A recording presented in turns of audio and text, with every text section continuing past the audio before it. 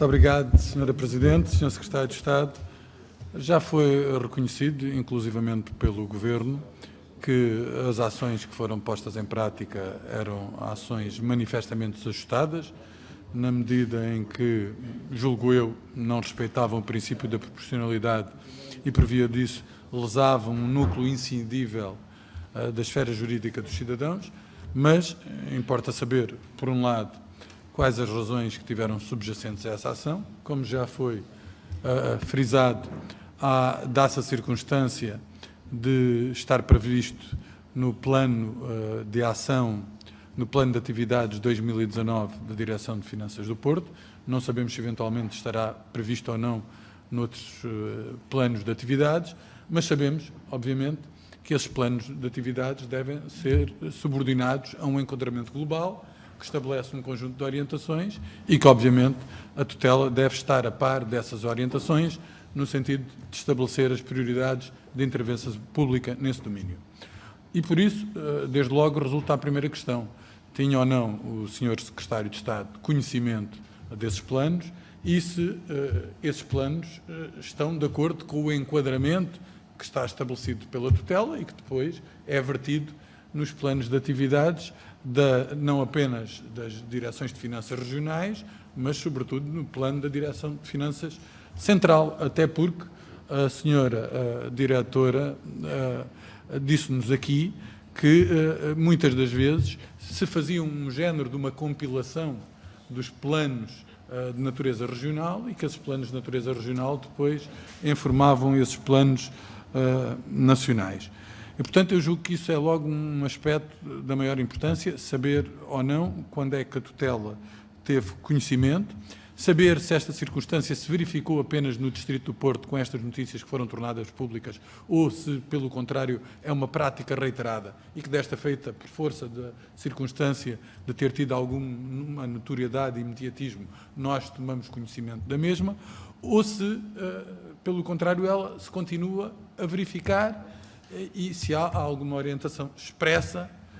assegurando que ela não se verifica e que, portanto, é reposta em alguma medida, não apenas a legalidade da intervenção da autoridade tributária, mas também as orientações hierárquicas que devem estar subjacentes a estas decisões. Quero, por outro lado, assinalar um aspecto. No caso da Direção de Finanças do Porto, há uma menção àquilo que se designa como visibilidade externa. E essa visibilidade externa é aqui um conceito lato que nós temos interpretado como eventos, casamentos, batizados, enfim, festivais e outros,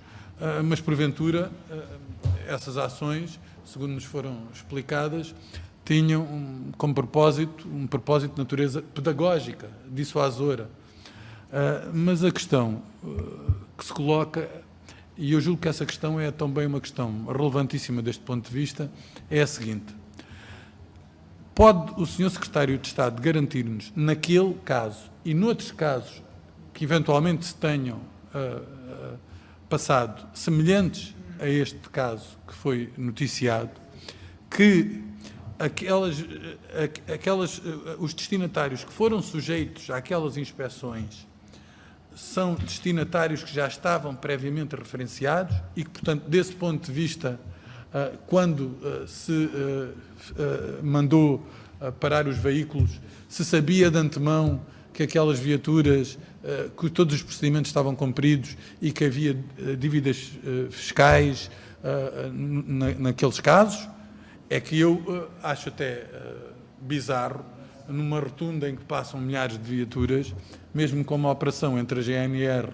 e a Direção-Geral de Finanças, por muito bem oleada que essa operação esteja,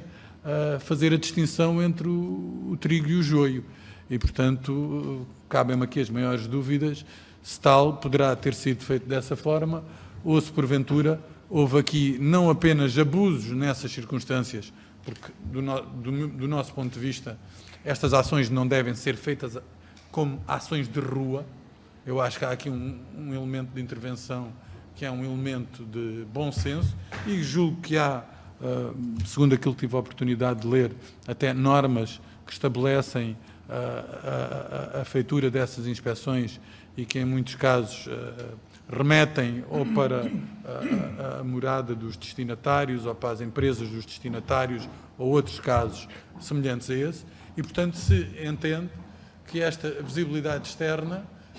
interpretada desta forma, não pode estar completamente em desacordo com aquilo que é o espírito do legislador, no sentido de salvaguardar os elementares direitos dos cidadãos, com uma feição, porventura até arbitrária, não sei se sim, se não, mas seguramente com uma natureza abusiva e de um caráter intrusivo que é perfeitamente dispensável até para a própria credibilidade que a autoridade tributária deve ter e que o Estado deve fazer respeitar. Muito obrigado. Muito obrigada.